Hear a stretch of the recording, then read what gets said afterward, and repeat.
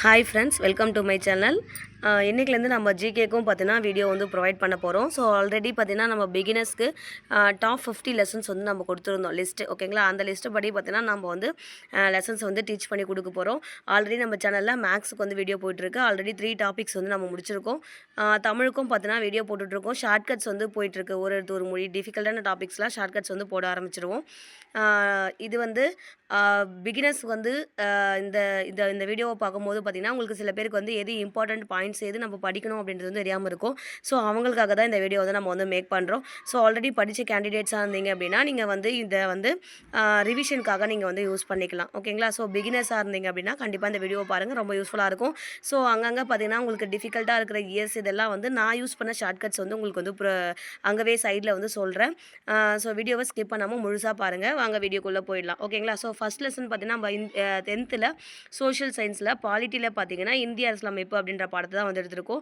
So இந்த பாடம் பார்த்தீங்கன்னா வெரி வெரி வெரி இம்பார்ட்டன்ட். ஓகேங்களா, ஸோ பாலிட்டியில் பார்த்தீங்கன்னா நமக்கு 10th இருக்கிற அந்த 3 லெசன் தான் வந்து ரொம்பவே இம்பார்ட்டன்ட். அதில் ஃபஸ்ட் லெசன் வந்து ரொம்ப இம்பார்ட்டன்ட்டு. இதில் பார்த்தீங்கன்னா நீங்கள் எல்லா லைனுமே இல்லை, ஈச் லைனுமே பார்த்தீங்கன்னா நமக்கு இம்பார்ட்டன்ட் தான் இருக்கும். ஓகேங்களா, ஸோ அதனால் என்ன இந்த லெசன்ஸ் மட்டும் நீங்கள் பார்த்தீங்கன்னா ஈச் லைன் ஒரு டைம் வந்து நீங்கள் ஃபுல்லாகவே ரீட் பண்ணிவிட்டு அதுக்கப்புறம் இந்த இம்பார்ட்டன்ட் பாயிண்ட்ஸை ரொம்ப இம்பார்ட்டன்ட் கொடுத்து படிங்க. ஆனாலும் நீங்கள் வந்து அந்த எல்லா லைன்ஸும் படிக்கிறது வந்து பெட்ரு. ஏன்னா இந்த 10th இருக்கிற அந்த 3 லெசன் மட்டும் பார்த்தீங்கன்னா ஈச் லைனுமே வந்து உங்களுக்கு இம்பார்ட்டண்ட்டாக தான் இருக்கும். எல்லாமே பாயிண்ட்ஸாக தான் இருக்குமே இந்த லெசன்ஸில் மட்டும். ஸோ அதனால் இதில் வந்து நிறைய இம்பார்ட்டன்ட் பாயிண்ட்ஸ் இருக்கும். கொஞ்சம் படிக்கவும் லேட்டாக தான் ஆகும் பிகினர்ஸாக இருக்கிறவங்க. ஆனால் இந்த லெசன்ஸ்லாம் நம்ம ஃபிங்கர் டிப்ஸில் வந்து ஓகேங்களா, ஸோ எந்த பாயிண்ட்டை எப்போ கேட்டாலுமே நம்ம படிக்கிற மாதிரி ஃபிங்கர் டிப்ஸில் இருந்தால் மட்டும் தான் நம்மளால் வந்து பாலிட்டிலே நல்ல மார்க் வந்து ஸ்கோர் பண்ண முடியும். ஓகேங்களா, ஸோ ஃபஸ்ட் என்ன கொடுத்துருக்காங்க பாருங்கள். ஒரு நாட்டின் நிர்வாகமானது எந்த அடிப்படை கொள்கைகளை சார்ந்து அமைந்துள்ளது என்பதை பிரதிபலிக்கும் அடிப்படை சட்டமே அரசியலமைப்பு அப்படின்னு சொல்லியிருக்காங்க. ஸோ ஃபஸ்ட்டு அரசியலமைப்புனா என்ன அப்படின்னு சொல்லிட்டு டெஃபினேஷன் வந்து கொடுத்துருக்காங்க. ஸோ இப்போ அரசியலமைப்புனா என்ன? ஸோ நம்ம எல்லா ஒரு நாட்டுக்குமே பார்த்தீங்கன்னா அவங்களுக்குன்னு சொல்லிட்டு ஒரு லா வந்து மெயின்டைன் பண்ணுவாங்க, ஒரு சட்டம் வந்து இருக்கும்ல. ஸோ நம்ம நாட்டுக்கும் பார்த்தீங்கன்னா எல்லாத்துக்குமே வந்து சட்டங்கள் இருக்குது. அந்த சட்டம்லாம் எப்படி இருக்கும், அந்த நாட்டோடைய அடிப்படையான கொள்கைகளை பேஸ் பண்ணி தான் இருக்கும். அப்போது ஒரு நாட்டினுடைய நிர்வாகம் பார்த்தீங்கன்னா எந்த அடிப்படை கொள்கையை சார்ந்திருக்குது அப்படின்றத சொல்கிறது தான் பார்த்தீங்கன்னா அடிப்படை சட்டம் அப்படின்னு சொல்லிட்டு அந்த அடிப்படை சட்டம் தான் அரசியலமைப்பு அப்படின்னு சொல்கிறாங்க. ஸோ நாட்டினுடைய முன்னேற்றத்திற்கு அச்சாணின்றதும் நமக்கு எதுனா நம்மளுடைய அரசியலமைப்பு தான் அப்படின்னு சொல்லியிருக்காங்க.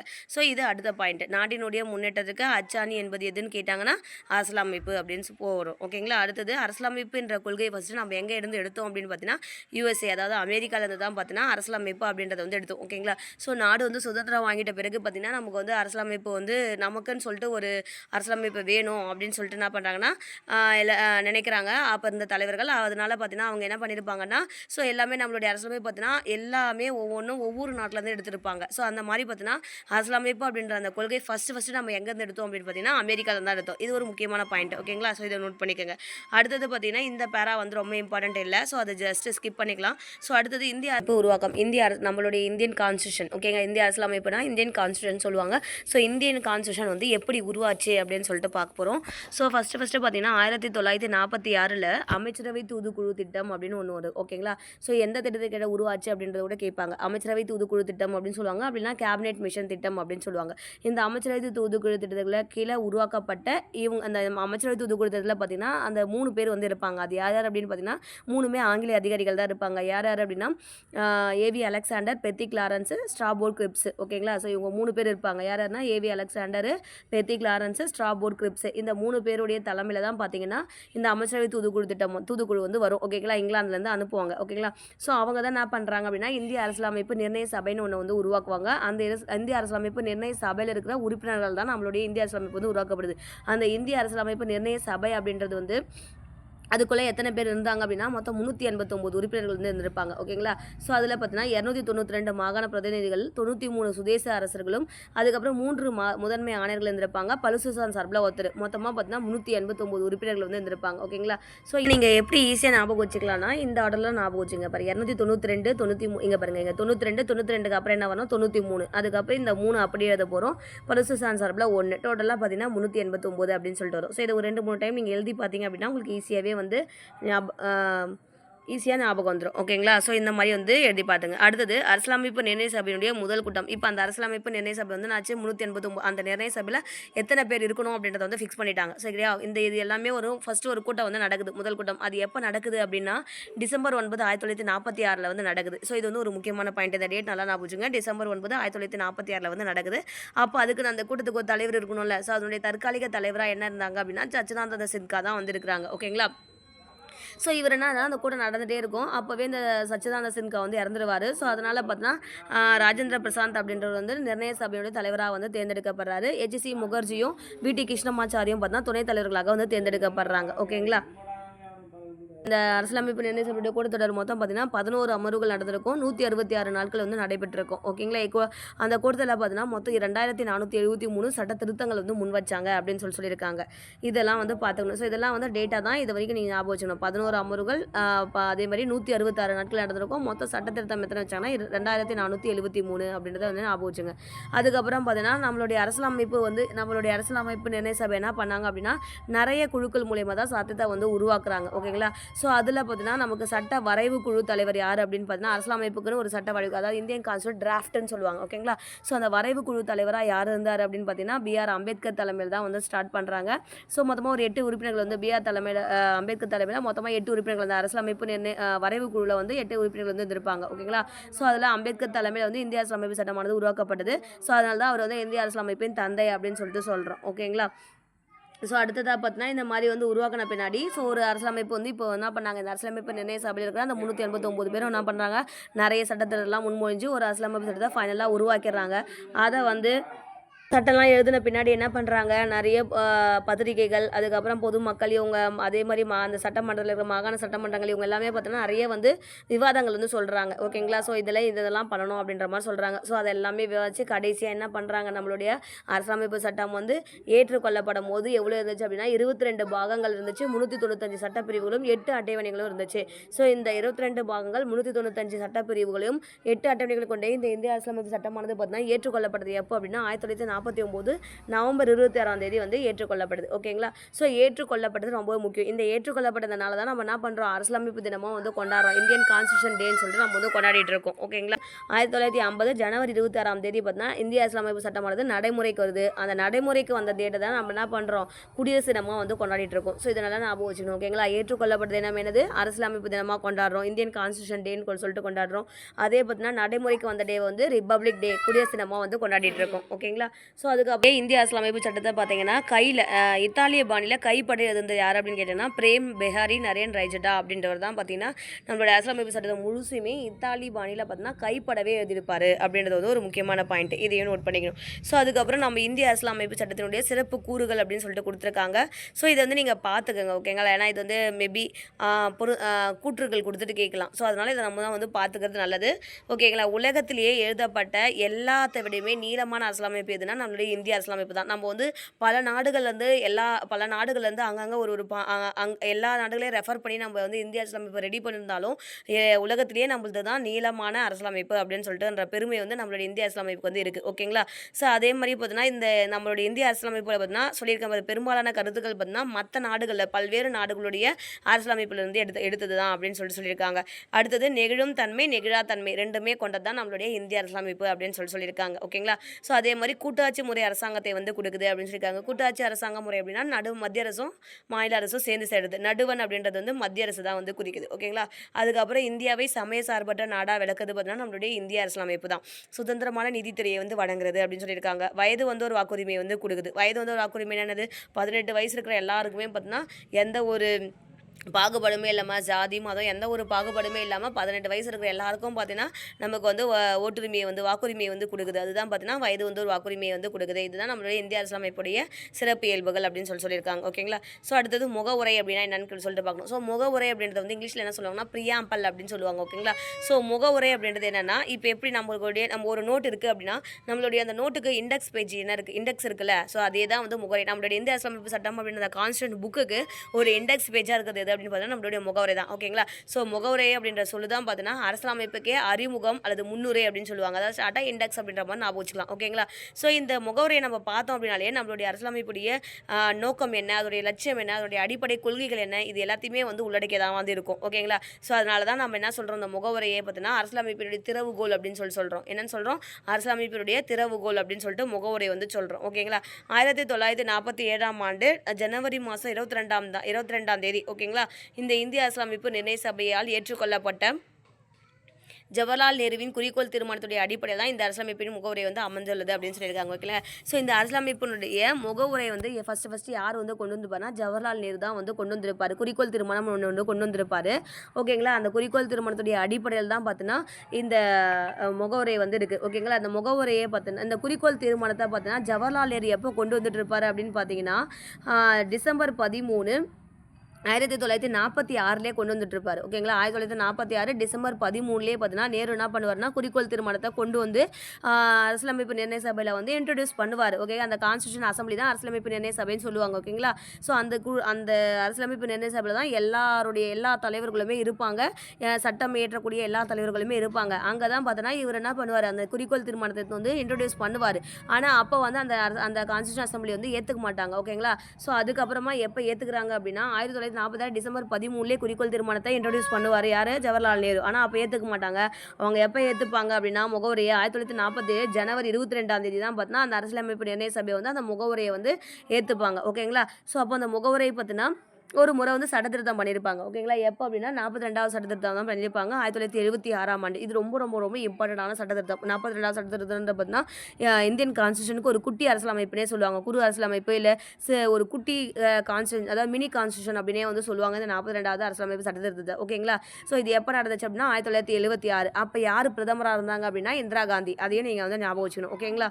ஸோ அதே மாதிரி இந்த அரசியலமைப்பு சட்ட முகவரியை வந்து திருச்சிச்சுல 42வது அமெண்ட்மெண்ட்டு அது என்ன சொல்லுச்சு அப்படின்னு சொன்னால் சமதர்மம், சமய சார்பின்மை, ஒருமைப்பாடு அப்படின்ற 3 சொற்களை வந்து புதுசாக வந்து சேர்த்துருக்கோம். ஓகேங்களா? அப்போ 42வது அரசியலமைப்பு சட்டத்திருத்தம் படி இந்தியன் கான்ஸ்டியூஷன் முகவுரையில் சேர்க்கப்பட்ட அந்த 3 வார்த்தைகள் என்னென்ன அப்படின்னு பார்த்தீங்கன்னா சமதர்மம், சமய சார்பின்மை, ஒருமைப்பாடு அப்படின்னு சொல்லிட்டு 3 வார்த்தையை வந்து சேர்க்குறாங்க. ஸோ இது ரொம்பவே முக்கியம். இதை பார்த்துங்க. என்னென்ன வார்த்தையை சேர்த்தாங்கன்னா சமதர்மம், சமய சார்பின்மை, ஒருமைப்பாடு. ஓகேங்களா?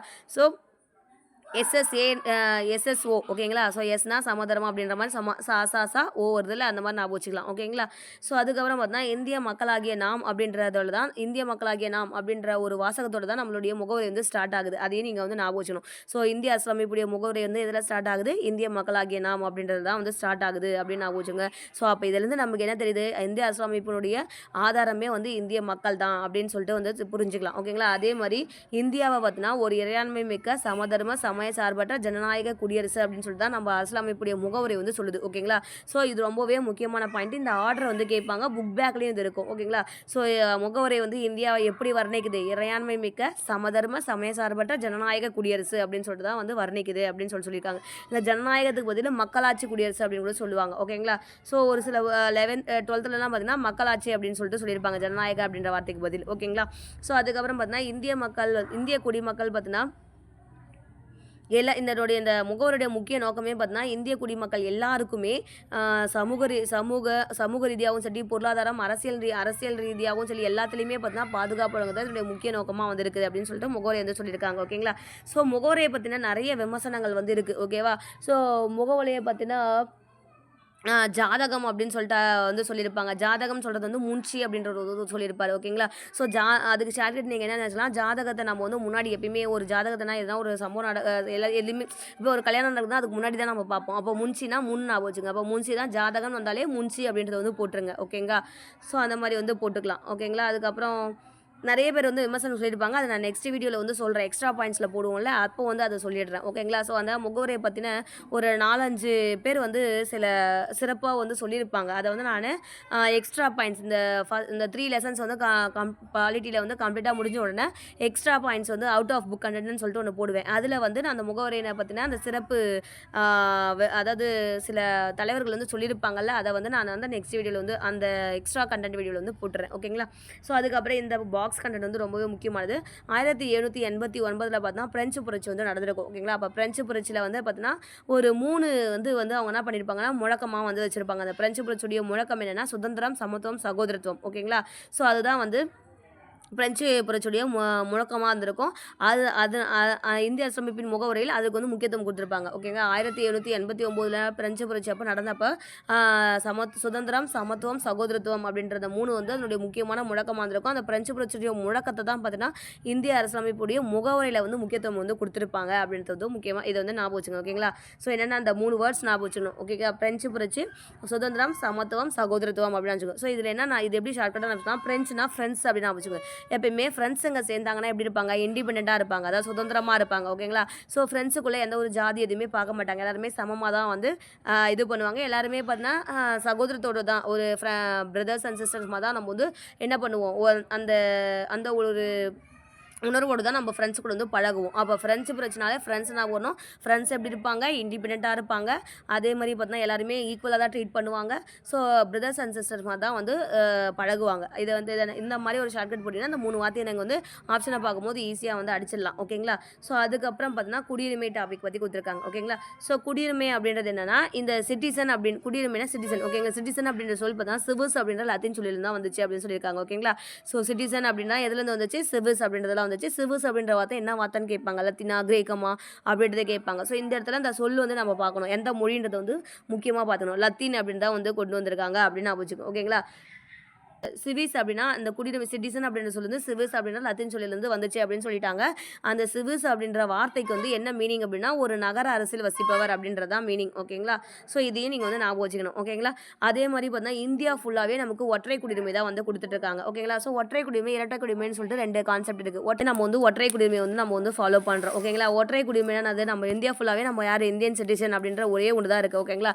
ஸோ அதனால் பார்த்தீங்கன்னா நம்ம வந்து ஒற்றை குடியுரிமை தான் வந்து நமக்கு வந்து இந்திய அரசியலமைப்பு வந்து கொடுக்குது. ஸோ அமெரிக்காலாம் பார்த்தீங்கன்னா இரட்டை குடியுரிமை அப்படின்ற ஒன்றை வந்து ஃபாலோ பண்ணுவாங்க. ஓகேங்களா. ஸோ அதுக்கப்புறம் இந்த குடியுரிமையை பற்றி நம்ம இந்திய அரசியலமைப்பில் எங்கே சொல்லியிருக்காங்க அப்படின்னா பகுதி 2ல் வந்து சொல்லியிருப்பாங்க.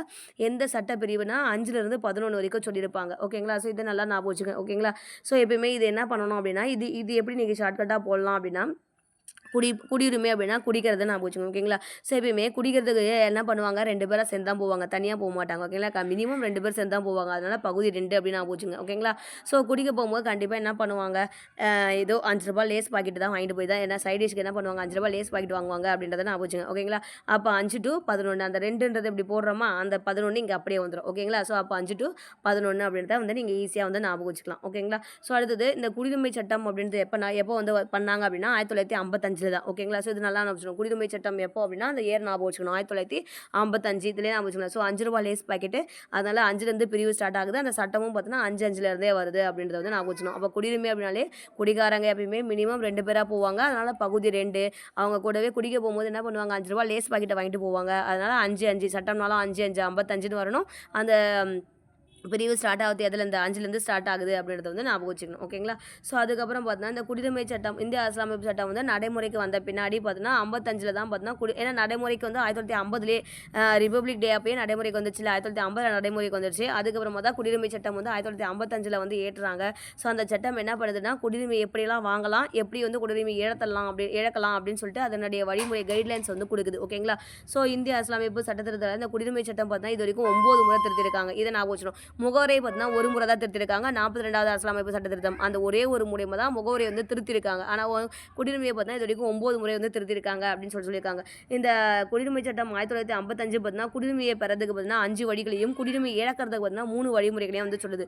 ஸோ எப்படிலாம் நம்ம வந்து குடியுரிமையை வந்து வாங்கலாம், இந்தியன் சிட்டிசன்ஷிப் அப்படின்றத எப்படி நம்ம வந்து வாங்கலாம் அப்படின்னு சொன்னால் ஒருத்தர் வந்து பிறப்பின் மூலம், ஓகேவா, பிறப்பின் மூலம் பிறக்கிறது மூலியமாகவும், வம்சாவளி மூலமாகவும், அதுக்கப்புறம் பார்த்தீங்கன்னா பதிவு மூலம், இயல்புரிமை மூலம், பிரதேச அதாவது நாடுகள் வந்து இணையுது அப்படின்னா அது மூலயமா நம்ம வந்து குடியுரிமையை வந்து வாங்கிக்கலாம். ஸோ பிறப்பு மூலம் அப்படின்னா ஒருத்தர் வந்து அதாவது ரிப்பப்ளிக் டே அன்னைக்கோ இல்லை அதுக்கு பின்னாடியோ இந்தியாவில் பிறந்த எல்லாருமே பார்த்தீங்கன்னா இந்திய குடிமக்களாகவே கருதப்படுவார் அப்படின்னு சொல்கிறாங்க. அடுத்தது வம்சாவளி மூலம் அப்படின்னா அதே தான், ரிப்பப்ளிக் டே அன்னைக்கோ இல்லை அதுக்கு பின்னாடியோ வெளிநாட்டில் யாராவது ஒருத்தர் இருக்கார் அப்படின்னா அவங்களுடைய தந்தை, ஓகேங்களா, வெளிநாட்டில் ஒருத்தர் வந்து பிறக்கிறாரு அப்படின்னா அவருடைய தந்தை வந்து இந்திய குடிமகனாக இருக்கிறாரு அப்படின்னா அந்த வெளிநாட்டில் பிறந்த அந்த குழந்தை என்ன ஆகும், வம்சாவளி மூலமாகவே இந்திய குடியுரிமை வந்து பெற முடியும் அப்படின்னு சொல்கிறாங்க. பதிவின் மூலம் அப்படின்னு சொன்னால் நம்ம என்ன பண்ண போகிறோன்னா இந்திய குடியுரிமை எனக்கு வேணும் அப்படின்னு சொல்லிட்டு பொருத்தமான அங்கீகாரத்துடன் பதிவு செய்வதன் மூலம் நம்ம வந்து இந்திய குடியுரிமை வந்து பெறலாம் அப்படின்னு சொல்கிறாங்க. அப்புறம் இயல்புரிமை மூலம் அப்படின்னா ஒரு வெளிநாட்டவர் இந்திய அரசுக்கு இயல்புரிமை கோரி விண்ணப்பிதன் மூலம் இந்திய குடியுரிமை பெறலாம் அப்படின்னு சொல்கிறாங்க. அதாவது இப்போது வந்து ஒரு ஃபாரினில் வந்து யாரோ ஒரு லேடி இருக்காங்க, ஒரு வெளிநாட்டு ஃபாரின் லேடி இருக்காங்க அப்படின்னா அவங்க வந்து இந்திய குடிமகனை வந்து மேரேஜ் பண்ணிக்கிறாங்க அப்படின்னா அவங்க என்ன பண்ணலாம், ஸோ என்னுடைய கணவர் வந்து இந்திய குடிமகன், அதனால் நானும் வந்து எனக்கு இந்திய குடிமை வேணும், இந்தியன் சிட்டிசன்ஷிப் வேணும் அப்படின்னு சொல்லிட்டு என்ன பண்ணலாம், இயல்புரிமை கோரி அவங்க என்ன பண்ணிக்கலாம்னா இந்தியன் சிட்டிசன்ஷிப் வந்து வாங்கிக்கலாம். ஏன்னா அவர் வந்து என்ன ரீசனு, அவங்க வந்து இந்திய குடிமகனை வந்து மேரேஜ் பண்ணியிருக்காங்க. அவங்க வந்து ஒரு வெளிநாட்டவராக இருந்தாலும் இந்திய குடிமகனை மேரேஜ் பண்ணியிருக்கிறதுனால அவங்க என்ன பண்ணலாம், இயல்புரிமை கோரி இந்திய குடியுரிமை வந்து வாங்கிக்கலாம் அப்படின்னு சொல்கிறாங்க. அதுக்கப்புறம் பிரதேச நாடுகள் இணைவின் மூலம் அப்படின்னா இப்போ வந்து ஒரு போர் நடக்குது அப்படின்னா அந்த போரில் வந்து 2 நாடு வந்து இணையுது அப்படின்னு சொன்னால் அப்போ ஏதோ ஒரு நாடோ இல்லை ஒரு சில பகுதிகளோ இந்தியா கூட வந்து இணையுது அப்படின்னா அப்போ அந்த நாடுடைய எல்லா குடிமக்களுமே ஆட்டோமேட்டிக்காகவே அவங்க என்ன ஆகிடுவாங்க, இந்தியன் சிட்டிசன்ஷிப்பாக வந்து இந்தியன் சிட்டிசன்ஷிப் வந்து கிடைக்கும். இந்தியா என்ன பண்ண அவங்களே தன்னுடைய குடிமக்களாக கருதி இந்தியன் சிட்டிசன்ஷிப் இந்திய குடியுரிமை வந்து கொடுப்பாங்க. ஓகேங்களா. ஸோ இப்படி தான் வந்து இந்திய குடியுரிமை வந்து 5 வழியில் வந்து நம்ம வாங்கலாம். பிறப்பின் மூலம், வம்சாவளி மூலம், பதிவின் மூலம், இயல்புரிமை மூலம், பிரதேச நாடுகள் இணைவின் மூலமாக நம்ம வந்து குடியுரிமையை வந்து வாங்கிக்கலாம் அப்படின்னு சொல்லிட்டு சொல்கிறாங்க. ஓகேங்களா. ஸோ இது கேட்பாங்க, இந்த வெளிநாட்டவர் வந்து எப்படி வந்து வாங்கலாம் அப்படின்னு கேட்டாங்கன்னா இயல்புரிமை மூலமாக தான் அவங்க வந்து வாங்க முடியும் அப்படின்றத வந்து புக் பேக் கொஸ்டினே இருக்கும். ஓகேங்களா. அதுக்கப்புறம் குடியுரிமை இழக்கிறது பார்த்தீங்கன்னா ஒரு 3 வழியில் வந்து அதே 1955 சட்டம் வந்து 3 வழியில் குடியுரிமை இழக்கத்தை பற்றி சொல்லுது. என்னென்ன, துரத்தல், முடிவுறச் செய்தல், இழத்தல் அப்படின்னு சொல்லுது. ஓகேங்களா. ஸோ துரத்தல்னாலும் தெரியும், நாமவே வந்து ஒரு இந்திய குடிமகன் வந்து அவரே முன் வந்து எனக்கு வந்து இந்தியன் சிட்டிசன்ஷிப் வேணாம் அப்படின்னு சொல்லிட்டு கொடுக்குறாரு அப்படின்னா அது வந்து துரத்தல். ஓகேங்களா. ஸோ முடிவுறச் செய்தல் அப்படின்னா இப்போ வேற ஒரு நாட்டில் வந்து இப்போ இந்திய குடிமகன், நான் வந்து ஒரு இந்திய குடிமகன், நான் என்ன பண்ணுறேன் அப்படின்னா இந்தியா விட்டு நான் வந்து வேற ஒரு நாட்டுக்கு போயிட்டு குடிபெயரணும் அப்படின்னு சொல்லிட்டு நான் குடி போயிட்டேன் அப்படின்னா நான் இங்கேருந்து வேறு ஒரு நாட்டில் போய் செட்டில் ஆகிட்டேன் அப்படின்னு சொன்னால் என்னுடைய இந்தியன் சிட்டிசன்ஷிப் வந்து தானாகவே வந்து முடிவுக்கு வந்துடும் அப்படின்னு சொல்கிறாங்க. இழத்தல் அப்படின்னா என்னென்னா இயல்புரிமை மூலம் குடியுரிமை பெற்ற ஒரு குடிமகன். ஓகேங்களா. இயல்புரிமை மூலயமா ஒருத்தர் வந்து குடியுரிமை வந்து வாங்குறாங்க. அவங்க என்ன பண்ணுறாங்க அப்படின்னா மோசடி செஞ்சு அந்த குடியுரிமையை வாங்கியிருந்தாலோ இல்லை தவறான பிரதிநிதித்துவம் ஏதாவது தவறான டீட்டெயில்ஸ் கொடுத்துருந்தாலோ இல்லை உண்மையை மறைச்சிருந்தாலோ இல்லை எதிரி நாட்டு கூட வந்து வணிகம்லாம் செஞ்சாங்க அப்படி இல்லைனாலும் இல்லை ஜெயில் 2 ஆண்டு காலத்துக்கு சிறை தண்டனை பெற்றவராக இருந்தாலும் பார்த்தீங்கன்னா இதெல்லாம் வந்து மத்திய அரசு வந்து அதாவது கவர்மெண்ட்டை ஏமாற்றி அவங்க வந்து சிட்டிசன்ஷிப்பை வந்து இந்தியன் சிட்டிசன்ஷிப்பை வாங்கியிருந்தாங்க அப்படின்னு சொன்னால் அவங்க வந்து குற்றம் புரிந்தவர் அப்படின்னு சொல்லிட்டு மத்திய அரசு இது பண்ணி அவங்களுடைய குடியுரிமையை வந்து இழக்க செஞ்சிடும். ஓகேங்களா. ஸோ இதுதான். அப்போ குடியுரிமையை இழக்கிறது வந்து 3 வழியில் பண்ணலாம். துரத்தல், முடிவு செய்தல், இழத்தல். துரத்தல்னால் தாமாகவே முன் வந்து எனக்கு வந்து ஒருத்தர் எனக்கு இந்திய குடியுரிமை வந்து தேவையில்லை அப்படின்னு சொல்லிட்டு துறக்கிறது. 2வது வந்து முடிவு செய்தல் அப்படின்னா இந்திய குடிமகனாக இருக்கிற ஒருத்தர் வேற ஒரு நாட்டில் போய் செட்டில் ஆகிறார் அப்படின்னா அப்போ தானாகவே வந்து முடிவுக்கு வந்துடும். இழத்தல் அப்படின்னா அதாவது ஒரு சில விஷயங்கள் வந்து தவறான ஒரு வழியில் வந்து அவங்க வந்து குடியுரிமையை வந்து வாங்கியிருந்தாங்க அப்படின்னு சொன்னால் அவங்க அது வந்து இழத்தல் அப்படின்னு சொல்லிட்டு சொல்கிறாங்க. ஓகேங்களா. ஸோ அடுத்தது அடிப்படை உரிமைகள். அடிப்படை உரிமைகள் வந்து பகுதி 3 ஆர்டிகல்ஸ் பார்த்தீங்கன்னா 12லேருந்து 35 வரைக்கும் இருக்குது. ஓகேங்களா. பிரிவு தான் ஆர்டிகல்ஸ் அப்படின்னு சொல்லுவாங்க இங்கிலீஷில். ஸோ பகுதி 3 12லேருந்து 35 வரைக்கும் இருக்கிற பிரிவுகள் பார்த்தீங்கன்னா அடிப்படை உரிமைகளை பற்றி சொல்லுது. ஆல்ரெடி நம்ம பகுதி 2 என்னன்னு பார்த்தோம் அப்படின்னு சொன்னீங்கன்னா குடியுரிமை. ஓகேங்களா. 2 பேரை போனால் என்னது குடியுரிமை. ஓகேங்களா. அப்போ பகுதி 2 வந்து என்ன சொல்லுது, குடியுரிமையை பற்றி சொல்லுது. அடுத்தது பகுதி 3 என்ன சொல்லுதுன்னா அடிப்படை உரிமையை பற்றி சொல்லுது. இங்கே பார்த்தீங்கன்னா 5 ரூபாய் லேஸ் பேக்கெட் அப்போ 5 to 11 சொல்லுது. அப்போ இங்கே 11க்கு அப்புறம் என்ன வரணும், இங்கே 12லேருந்து பார்த்தீங்கன்னா 35 வரைக்கும் பார்த்தீங்கன்னா என்ன சொல்லுதுன்னா அடிப்படை உரிமைகளை பற்றி தான் வந்து சொல்லுது. ஓகேங்களா.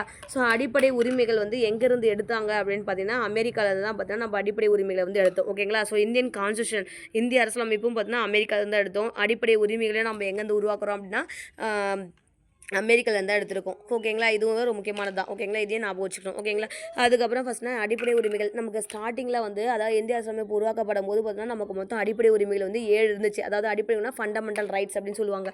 மொத்தமாக வந்து 7 வந்து கொடுத்துருந்தாங்க. ஆனால் இப்போ என்ன இருக்குதுன்னா 6 தான் இருக்குது. ஓகேங்களா. ஸோ அந்த சொத்துரிமை அப்படின்றது வந்து அப்போ ஸ்டார்டிங்கில் வந்து இருந்துச்சு. இப்போ அந்த சொத்துரிமை அப்படின்றது வந்து இப்போ வந்து நீக்கிட்டு 6 தான் வந்திருக்கு. ஓகேங்களா. ஸோ ஃபஸ்ட் வந்து 7 இருக்கும் போது வந்து சொத்துரிமை சேர்ந்துருந்துச்சு.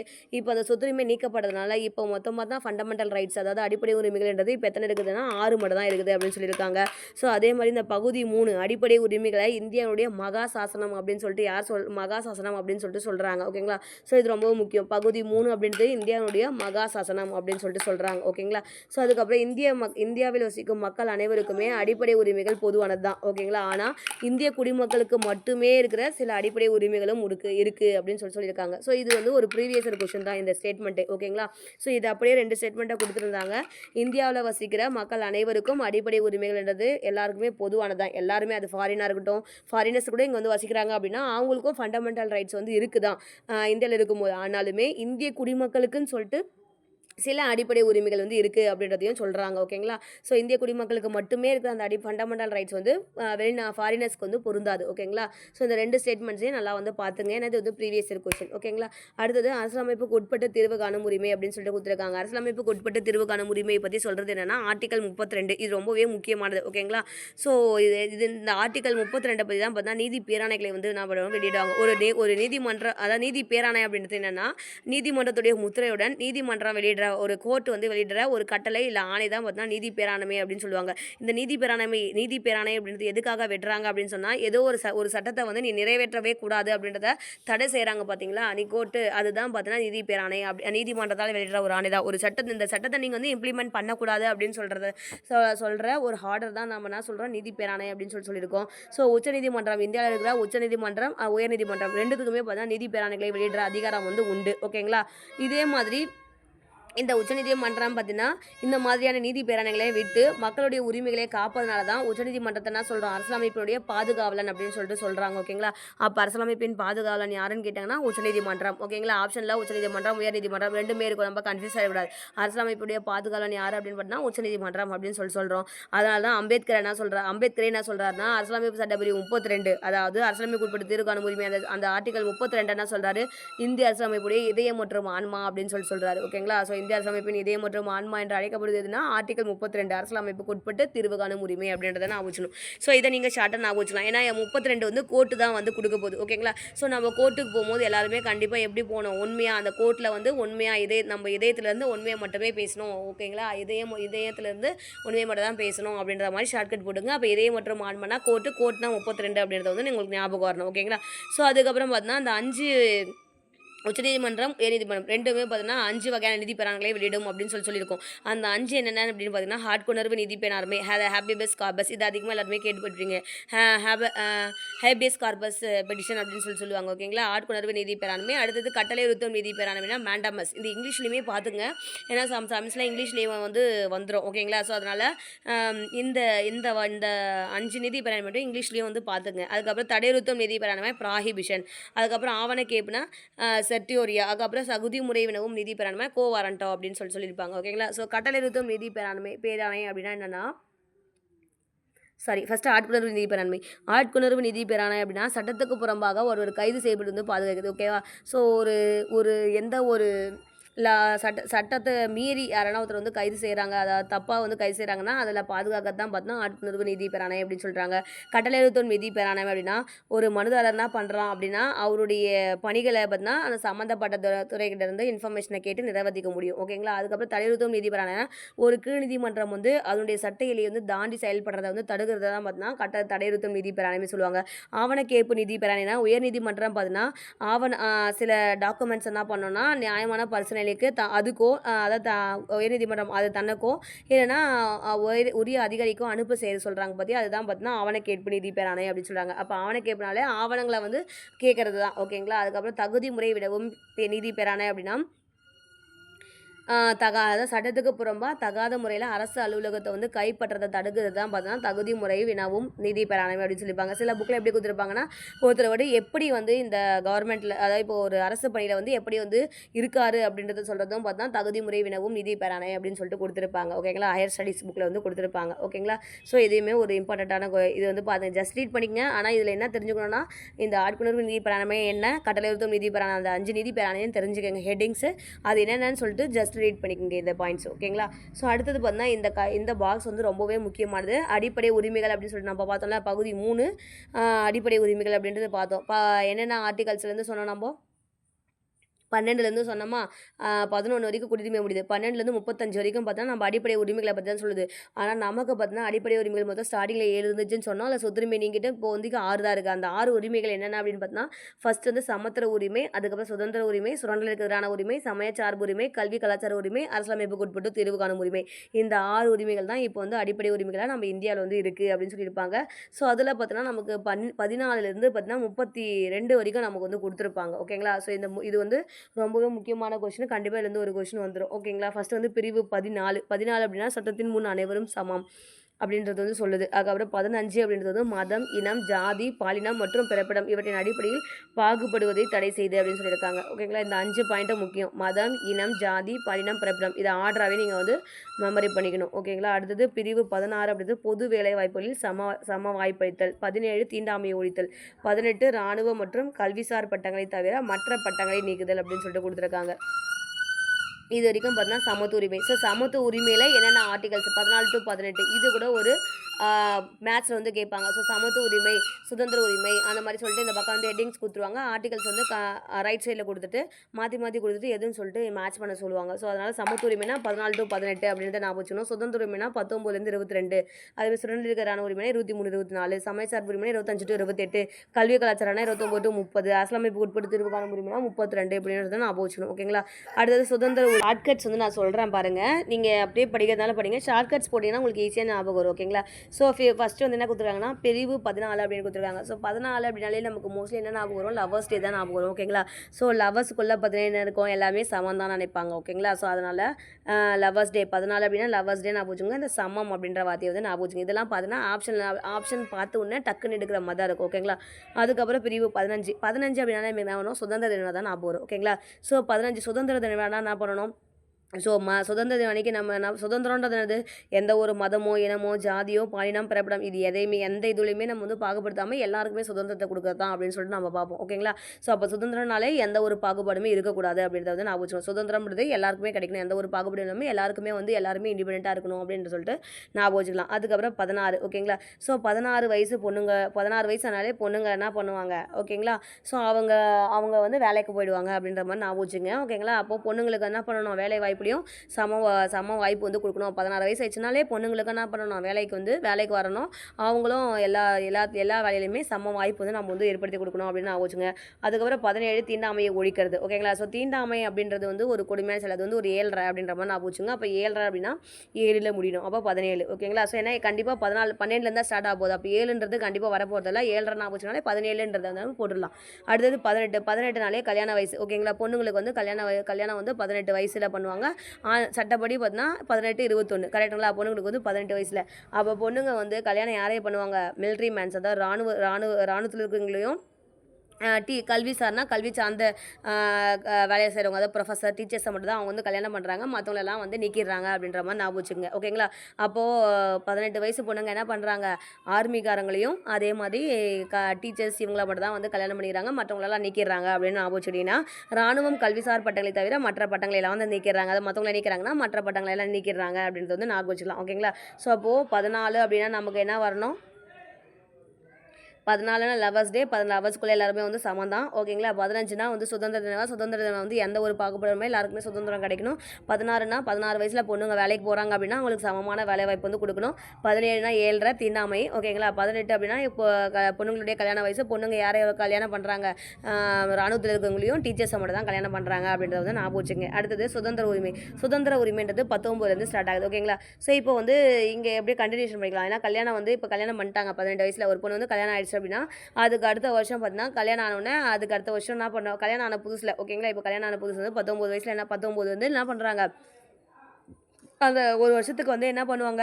எல்லா உரிமையுமே அவங்களுக்கு வந்து அவங்க மாமியார் வீட்டில் வந்து எல்லாமே கொடுக்குறாங்க. அவங்க வந்து பேசலாம், அவங்க கருத்து தெரிவிக்கலாம், அமைதியான முறையில் கூடலாம், அதே மாதிரி சங்கங்கள் அமைக்கிறதுக்கு, இந்திய நாட்டுக்குள்ளே விரும்பி இடத்துல இருக்கிறதுக்கு, எல்லா தொழில் செய்கிற எல்லா உரிமையுமே அவங்க மாமியார் வீட்டில் வந்து கொடுக்குறாங்க.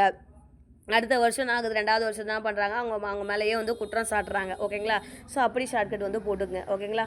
அதுக்கு அடுத்தது என்ன வருது அப்படின்னா, ஸோ ஃபஸ்ட்டு கல்யாணம் ஆச்சு 18 வயசில் கல்யாணம் ஆகுது. ஒரு வருஷம்னா 19, ஒரு வருஷம் எல்லாமே வந்து உரிமை தராங்க. 2வது வருஷத்தில் என்ன பண்ணுறாங்க? 20. ஓகேங்களா? 2வது வருஷம் 20. 18 கல்யாணம் ஆகுது. ஃபஸ்ட்டு வருஷம் வந்து எல்லா உரிமையும் கிடைக்குது 19 வயசு. ஓகேங்களா? அதுக்கப்புறம் 20. 2வது வருஷத்துல என்ன பண்ணுறாங்க? குற்றம் சாப்பிட்றாங்க. ஸோ உடனே அதுக்கு அடுத்த வருஷம் என்ன ஆயிடுறாங்கன்னா அவங்க என்ன பண்ணுறாங்க? தனி கொடுத்தனா போயிடுறாங்க. அப்போ தனிப்பட்ட சுதந்திர பாதுகாப்பு அப்படின்றது வந்து தனிப்பட்ட சுதந்திர பாதுகாப்பு அப்படின்னு நான் பிடிச்சிங்க. ஓகேங்களா? ஸோ அதுக்கப்புறமா பார்த்தீங்கன்னா 21A வந்து தொடக்க கல்வி பெறும் உரிமை அப்படின்னு தெரியுது. ஓகேங்களா? ஸோ அவங்களுக்கு என்ன வருதுன்னா சரி ஓகே ட்விங்ஸ் பிறகுது அப்படின்னு நான் வச்சுங்க 2 ஓகேங்களா? 21 22 ட்விங்ஸ் பிறகுது. ஸோ அதனால் பார்த்தீங்கன்னா அவங்க அதை என்ன பண்ணுறாங்க? ட்விங்ஸ் 22 அப்படின்னா வழக்குகளில் கைது செய்து தடுப்பு காலில் வைப்பதற்கு எதிரான பாதுகாப்பு பெருமுரிமை. ஓகேங்களா? ஸோ 2 குழந்தை பிறந்தனால அவங்க என்ன பண்ணுறாங்க அப்படின்னா நிறைய லஞ்சம்லாம் வாங்குறாங்க அப்படின்ற மாதிரி ஞாபகம் வச்சுக்கோ. அதனால் அவங்கள காவலில் வச்சுட்டாங்க. அதனால் அப்படின்றத கூட ஞாபகம் வச்சுக்கலாம். ஓகேங்களா? ஸோ 21A வந்து தொடக்க கல்வி பெருமுரிமை. இது எல்லாருக்குமே வந்து தெரிஞ்சது தான். ஓகேங்களா? 21A வந்து தொடக்க கல்வி பெருமுரிமை அப்படின்றது வந்து ஞாபகம் வச்சுக்கிட்டோம். ஓகேங்களா? ஸோ அடுத்தது பார்த்தீங்கன்னா 24 வரைக்கும் முடிஞ்சிச்சா, 22 வரைக்கும் முடிஞ்சாச்சு. ஓகேங்களா? ஸோ என்னது 19 கல்யாணம் ஆனவொடனே எல்லாத்துக்குமே வந்து உரிமை கிடைக்குது. அதுக்கு அடுத்த வருஷம் குற்றம் சாட்டுறாங்க. அதனால அவங்க தனி கொடுத்துட்டு போயிடறாங்க. ட்விங்ஸ் பிறகுது. ட்விங்ஸ் பிறக்கிறதுனால என்ன ஆகுது, நிறைய வந்து லஞ்சம் வாங்குறாங்க. நல்லா கைது காவலில் வைக்கிறாங்க அப்படின்ற மாதிரி ஞாபகம் வச்சுக்கோங்க. ஓகேங்களா? ஸோ அடுத்தது பார்த்தீங்கன்னா 23, 24 23 தான் சுரண்டலுக்கு எதிரான உரிமை. 23, 24 ஓகேங்களா? ஸோ 23 அப்படின்னா என்னென்னா கட்டாய வேலை, கொத்தடிமை முறை, மனித தன்மையற்ற வியாபாரத்தை தடுத்தல் அப்படின்னு சொல்லியிருக்காங்க. ஓகேங்களா? ஸோ அதுக்கப்புறம் 24 தொழிற்சாலைகள் மற்றும் ஆபத்தான இடங்களில் குழந்தை தொழிலாளர் முறையை தடுக்கணும் அப்படின்னு சொல்லியிருக்காங்க. ஓகேங்களா? ஸோ 24 நம்ம என்ன ஷார்ட்கட் போடலாம் அப்படின்னா, ஸோ குழந்தை தொழிலாளரை நம்ம என்ன பண்ணணும், 24 மணி நேரமே தடுத்துட்டு தான் இருக்கணும். ஓகேங்களா? ஸோ 24 மணி நேரம் 24 ஹவர்ஸுமே குழந்தை தொழிலாளர் முறையை நம்ம வந்து தடுத்துட்டு தான் இருக்கணும். அது எப்பயுமே வந்து நம்ம வந்து அலோவ் பண்ணக்கூடாது அப்படின்னு நான் வச்சுங்க. அடுத்தது கட்டாய வேலை, கொத்தடிமை முறை, மனித தன்மையற்ற வியாபாரத்தை தடுத்துறது என்னன்னா 23 அப்படின்றத வந்து ஞாபகம் வச்சுக்கணும். ஓகேங்களா? ஸோ 23 அப்படின்னா 2, 3 பேர் சேர்ந்து என்ன பண்ணுவாங்க அப்படின்னா, இப்படி நான் வச்சுங்க 2, 3 பேர் சேர்ந்து கட்டாயமாக யாரையுமே வந்து வேலையும் வாங்கக்கூடாது, அவங்கள கொத்தடிமை தன்மையாகவும் நடத்தக்கூடாது, மனித தன்மையற்ற வேலையும் செய்யக்கூடாது அப்படின்னு நான் வச்சுக்கலாம். ஓகேங்களா? ஸோ 24 ஹவர்ஸை நம்ம வந்து என்ன பண்ணுறோம், குழந்தை தொழிலாளரை தடுக்கிறோம். ஸோ அதனால் பார்த்தீங்கன்னா 2, 3 பேர் சேர்ந்து அவங்கள என்ன பண்ணக்கூடாது, கட்டாயமாக வந்து வேலையை வாங்க குழந்தைங்களை என்ன பண்ணுவாங்க, கட்டாயமாக வந்து வேலை வாங்குவாங்கல்ல. ஸோ அதனால் 2, 3 பேர் சேர்ந்து குழந்தைங்களை என்ன பண்ணக்கூடாது, கட்டாயமாக வேலை வாங்கக்கூடாது. அப்போ 2, 3 பேர் சேர்ந்து அப்படின்னாலே 23. அப்போ 2, 3 பேர் சேர்ந்து குழந்தைங்களை என்ன பண்ணக்கூடாது, கட்டாயமாக வேலை வாங்கக்கூடாது, அவங்க கொத்தடிமையாக நடத்தக்கூடாது. அது எல்லாமே என்னது மனித தன்மையற்ற செயல் தான் அப்படின்றத வந்து ஞாபகம் வச்சுக்கங்க. ஓகேங்களா? ஸோ அடுத்ததாக பார்த்தீங்கன்னா 25 இது எல்லாமே பார்த்தீங்கன்னா சமய சார்புரிமை. ஓகேங்களா? ஸோ 25 அப்படின்றது வந்து சமய சார்புரிமை. எந்த ஒரு சமயத்தையும் ஏற்கவும் பின்பற்றவும் பரப்பவும் உரிமை அப்படின்னு வச்சுக்கோ. ஸோ 25 அப்படின்னா கால்ன்றது குவார்ட்ரு. ஓகேங்களா? ஸோ குவார்ட்ரு அப்படின்னு வச்சுக்கலாம். ஸோ குவார்ட்ரு அடிச்சிட்டோம் அப்படின்னா, குவார்ட்ரு அடிச்சிட்டாங்க அப்படின்னா அவங்க என்ன பண்ணுவாங்க, எல்லாத்தையுமே எது கொடுத்தாலும் என்ன பண்ணுவாங்க, அதை ஏற்றுக்கின்னு அதை தான் ஏற்றுக்கணும். அதை வந்து வேணாம்னு சொல்லப்படலாம் குவார்ட்ரு அடிச்சுவேன். அதனால் பார்த்தீங்கன்னா எந்த ஒரு சமயத்தையுமே ஏற்றுப்பாங்க, அதையே பின்பற்றி அதை பரப்புற உரிமை அப்படின்னு சொல்லியிருக்காங்க. 26 அப்படின்னாலே நம்ம என்ன சொன்னோம், நவம்பர் 26ஆம் தேதி பார்த்தீங்கன்னா அரசியலமைப்பு தினமாக கொண்டாடுறோம். அப்போ அரசியலமைப்பு தினம் அப்படின்னு வச்சுக்கலாம். அரசியலமைப்பு தினம் போது சமய விவகாரங்கள். ஓகேங்களா? ஸோ அதை நிர்வகிக்கிற உரிமை அப்படின்னு வச்சுக்கலாம்.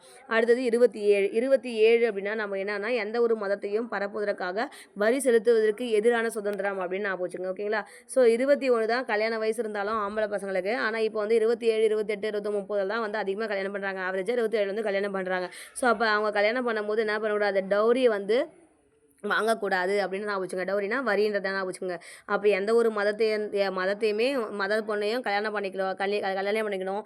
அதுக்காக அவங்க வந்து வரியை வந்து வாங்கக்கூடாது அப்படின்னு, டௌரி வந்து வாங்கக்கூடாது அப்படின்ற மாதிரி வந்து ஷார்ட்கட் போடுங்க. அடுத்தது 28 பார்த்தீங்கன்னா மதம் சார்ந்த கல்வி நிறுவனங்களில் நடைபெறும் வழிபாடு மற்றும் அறிவுரை நிகழ்வுகளில் கலந்து கொள்ளாமல் இருக்க உரிமை அப்படின்னு நான் வச்சுங்க. ஓகேங்களா?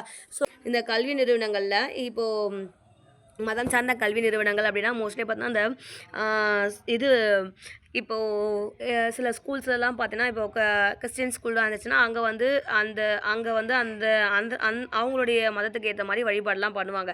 அதில் வந்து நம்ம போய் கலந்துக்கணுன்ற அவசியம் வந்து கிடையாது. ஓகேங்களா? 28 அப்படின்னா டூயட் நான் வச்சுக்கோங்க. ஓகேங்களா? டூயட் அப்படின்னா 28 வந்து டூயட். ஓகேங்களா? டூயட் என்ன படித்து பார்த்தீங்கன்னா 28 அப்படின்னு நான் போடுதுங்களா? ஸோ அப்போ 28னா ஸோ நமக்கு என்னென்ன வழிபாடு பண்ணுறாங்க இல்லை அறிவுரை யாருனா நமக்கு சொல்கிறாங்க அப்படின்னா அந்த டைமில் நம்ம வந்து டூயட் பாடிட்டு இருக்கக்கூடாது. ஓகேங்களா? அதை நம்ம வந்து கவனிக்கணும். வழிபாடு பண்ணும்போது அமைதியாக தான் இருக்கணும். நம்ம வந்து டூயட் பாடிட்டு இருக்கக்கூடாது அப்படின்றத வந்து ஷார்ட்கட்டாக வந்து போட்டுங்க. ஓகேங்களா? ஸோ அப்போது ஸோ அடுத்தது 29, 30 சொல்லியிருக்காங்க. ஓகேங்களா? ஸோ கல்வி கலாச்சார உரிமை அப்படின்னு சொல்லியிருக்காங்க. ஸோ 29 அப்படின்னா சிறுபான்மையினருடைய எழுத்து, மொழி மற்றும் கலாச்சார பாதுகாப்பு அப்படின்னு சொல்லியிருக்காங்க. ஓகேங்களா? ஸோ அதுக்கப்புறம் பார்த்தீங்கன்னா 30 வந்து சிறுபான்மையினரின் கல்வி நிறுவனங்களை நிர்வகிக்கும் உரிமை அப்படின்னு சொல்லிட்டு கொடுத்துருக்காங்க. ஓகேங்களா? 29 என்ன கொடுத்துருக்காங்கன்னா சிறுபான்மையினரின் எழுத்து, மொழி, கலாச்சார பாதுகாப்பு அப்படின்னு சொல்லியிருக்காங்க. ஓகேங்களா? ஸோ இப்போது இந்த நம்மளுடைய அதாவது சிறுபான்மையினருடைய இப்போ சிறுபான்மையினர் இருக்காங்க அப்படின்னா அவங்களுடைய எழுத்து, மொழி, இந்த கலாச்சாரம் இது எல்லாமே பார்த்தீங்கன்னா எப்படி இருக்கும் அப்படின்னா அதை பார்த்தாலே அது நயந்து பார்க்கலாம். ஓகேங்களா? அவங்களுடைய சிறுபான்மையுடைய எழுத்தையும் மொழியும் பார்க்கவே நயமாக இருக்கும் அப்படின்னு நான் வச்சுக்கோங்க. நயன் அப்படின்னா நயம் நான் வச்சுக்கோங்க, விரும்புறது. ஓகேங்களா? அப்போ அவங்க சிறுபான்மையுடைய எழுத்து, மொழி, அவங்களுடைய கலாச்சாரத்தெல்லாம் பார்த்தாலே நமக்கு வந்து ரொம்பவே விரும்புகிற மாதிரி தான் இருக்கும் அப்படின்னு, நயமாக இருக்கும் அப்படின்ற கொடுத்துருக்காம ஞாபகம் வச்சுங்க. ஓகேங்களா? அடுத்தது 30 பிரிவு 30 என்ன கொடுத்துருக்காங்கன்னா சிறுபான்மையினரின் கல்வி நிறுவி நிர்வகிக்கும் உரிமை அப்படின்னு சொல்லியிருக்காங்க. ஓகேங்களா? ஸோ அப்போ நிர்வகிக்கிற உரிமை அப்படின்னா கண்டிப்பாக யாராக இருப்பாங்க, ஒரு பிரின்சிபல் அப்படின்னு வச்சுக்கோங்க. மோஸ்ட்லி பிரின்சிபலுக்கு என்ன வயசு இருக்கணும், 30 வயசு இருக்கணும் அப்படின்னு ஞாபகம் வச்சுங்க. ஓகேங்களா? அப்போ சிறுபான்மையுடைய கல்வி நிறுவன அந்த பிரின்சிபலுக்கு என்ன வயசு அப்படின்னா 30 வயசு அப்படின்னு சொல்லிட்டு ஞாபகம் வச்சுக்கலாம். ஓகேங்களா? ஸோ அடுத்தது பார்த்தீங்கன்னா 31 வந்து நீக்கிட்டு இருப்பாங்க. ஓகேங்களா? ஸோ அந்த 31 தான் இருந்துச்சு அப்படின்னா நமக்கு என்னவா இருந்துச்சு அப்படின்னா சொத்துரிமை இருந்திருக்கும். அந்த 31 சொத்துரிமையை நீக்கிறதுனால தான் இப்போ என்ன ஆச்சுன்னா 6 ஆயிடுச்சு. ஓகேங்களா? நமக்கு வந்து முன்னாடி 7 அடிப்படை உரிமைகள் இருந்துச்சுன்னு சொன்னால. ஸோ அப்போ அந்த சட்டப்பிரிவு ஆர்டிகல் 31 வந்து சொத்துரிமை அப்படின்ற ஒரு ஆர்டிகல் இருந்தது. அந்த ஆர்டிகலை வந்து நீக்கிட்டாங்க. ஸோ அதனால் இப்போ அடிப்படை உரிமைகள் நமக்கு என்ன இருக்குதுன்னா மொத்தமே 6 இருக்குது அப்படின்னு சொல்லியிருக்காங்க. அதனால் 31 நீக்கியாச்சு.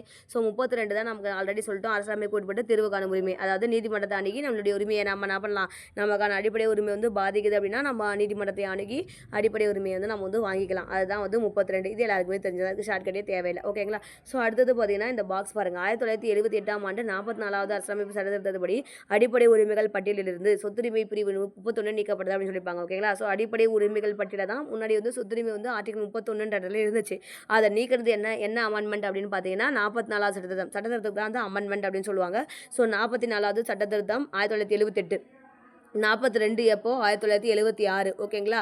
ஸோ 43 எப்போ நடந்திருக்கும், 77 நடந்திருக்கும். 44 எப்போ நடந்திருக்கும், 78 நடந்திருக்கும். ஓகேங்களா? அப்போ 44வது சட்டத்திருத்தம் 1978 மூலியமாக தான் சொத்துரிமை நீக்கப்பட்டுச்சு. இது இந்திய அரசியலமைப்பு சட்டம் பகுதி 12 300A கீழ் ஒரு சட்ட உரிமையாக வைக்கப்பட்டது அப்படின்னு சொல்லியிருக்காங்க. ஓகேங்களா?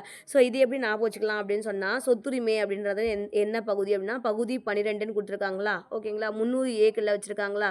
ஸோ எனக்கு வந்து 300 ஏக்கர் சொத்து இருக்குது அப்படின்னு ஞாபகம் வச்சுக்கலாம். ஓகேங்களா? ஸோ எவ்வளோ இந்த 300 எப்படி ஞாபகம் சொத்துனா 300 ஏக்கர் இருக்குது அப்படின்னு ஞாபகம். ஏக்கர்னா ஏன்னு வருதுல அப்படின்னு ஞாபகம். ஓகேங்களா? அப்போ எனக்கு வந்து 300 ஏக்கரா வந்து சொத்து இருக்குது அப்படின்னு ஞாபகம். ஸோ பகுதி 12 அப்படின்னாலே என்னன்னா சொத்துன்றது என்னது, ஒருத்தர் மட்டும் கிடையாது, 2 பேருக்கும் தான் அப்படின்றத நான் வச்சேன். எப்பவுமே வந்து சொத்துக்கு என்ன பண்ணுவாங்க, 2 பேரும் வந்து போட்டி போடுவாங்க. கரெக்டாக? இப்போ அண்ணன் தங்கச்சி இருக்கிறாங்களோ இல்லை 2 அண்ணன் இருக்காங்களோ கண்டிப்பாக என்ன பண்ணுவாங்க, சொத்து வந்து இப்போ ஒருத்தராக இருந்தாங்கன்னா நமக்கு பிரச்சனை இல்லை. ஆனால் 2 பேரும் இருந்தாங்கன்னா அங்கே வந்து சொத்துக்கு வந்து பிரச்சனை நடக்கும். அப்போ சொத்துனாலே 12 300 ஏக்கர் அப்படின்றது வந்து ஞாபகம் வச்சுக்கலாம். ஓகேங்களா? ஸோ என்னது 44வது சட்டத்திருத்தத்துலேருந்து தான் அந்த சொத்துரிமை வந்து நீக்கினாங்க அப்படின்றது வந்து ஒரு முக்கியமான பாயிண்ட். இது வரைக்கும் பார்த்துங்க. ஓகேங்களா? ஸோ இது வந்து இந்த பாக்ஸ் வந்து ரொம்ப ரொம்ப ரொம்ப ரொம்ப இம்பார்ட்டன்ட்டு. இதுலேருந்து அதிகமான கொஷின்ஸ் வந்து இந்த பாக்ஸ் வந்து கேட்பாங்க. ஓகேங்களா? ஸோ அதனால் இந்த பாக்ஸை நல்லா தெளிவாக வந்து பார்த்துக்குங்க.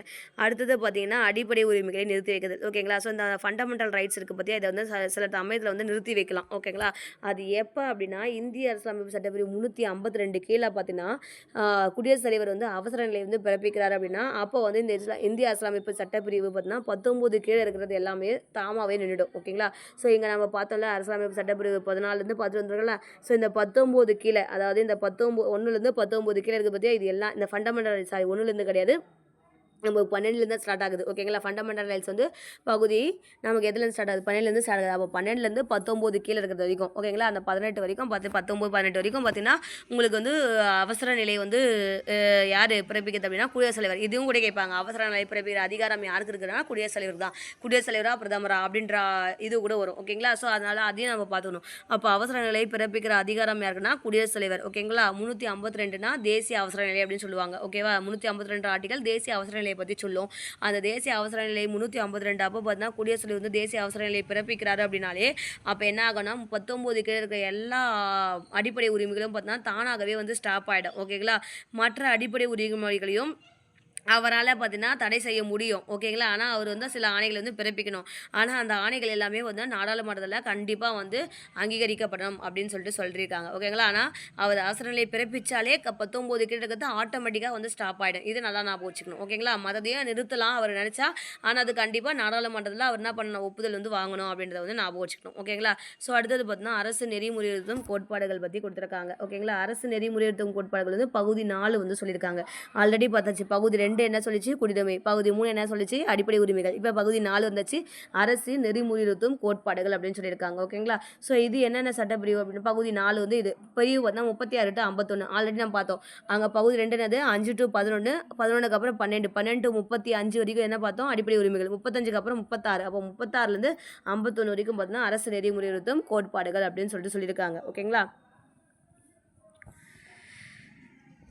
ஸோ இந்த ஆர்டிகல்ஸ் எல்லாம் நல்லா நம்ம மாதிரி பண்ணிக்கோங்க ஓகேங்களா. அரசு நெறிமுறைத்தும் கோட்பாடுகள் அப்படின்னு சொல்லியிருக்காங்க ஓகேங்களா. அரசியலமைப்பு சட்டம் பார்த்தீங்கன்னா வழிகாட்டும் நெறிமுறைகளுக்காக தனியாக எந்த ஒரு அதாவது இந்த அரசு வழிமுறை நெறிக்காட்டுகளை பார்த்தீங்கன்னா நம்மளுடைய இந்தியன் கான்ஸ்டியூஷனில் எந்த ஒரு இதுவுமே வந்து சொல்லலை ஓகேங்களா.